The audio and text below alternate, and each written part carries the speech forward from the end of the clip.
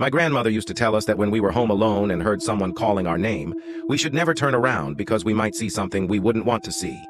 She would remind us of this from time to time, but we always thought it was just a story to scare us when we were kids. All the grandchildren were very attached to her, and everything seemed normal over the years.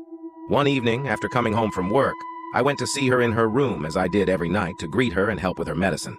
She would sit me next to her to talk and watch TV. During our conversation, I asked her, TT, that's what we called her. Do you remember scaring us when we were little by telling us not to turn around if someone called our name? Instantly, her face became serious and a little worried.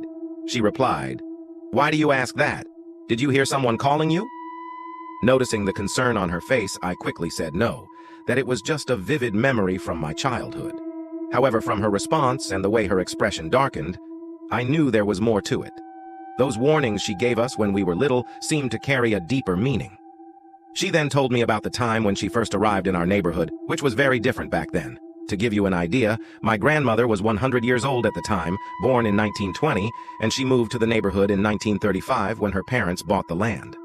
There were no electrical wires, and they used candles or alcohol lamps for light.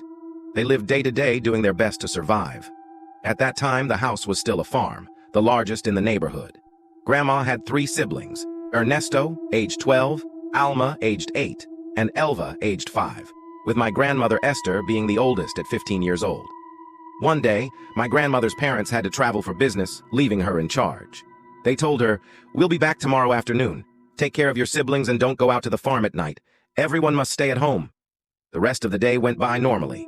They did all their chores, and when the sun went down, my grandmother brought her siblings indoors, prepared dinner, and put them to bed.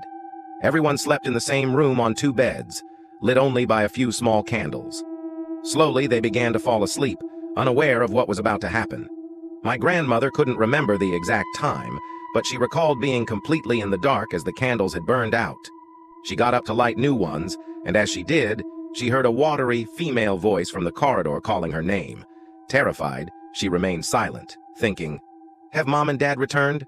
But she knew it was impossible, and desperately clung to the hope of finding an explanation for the voice calling her from the hallway.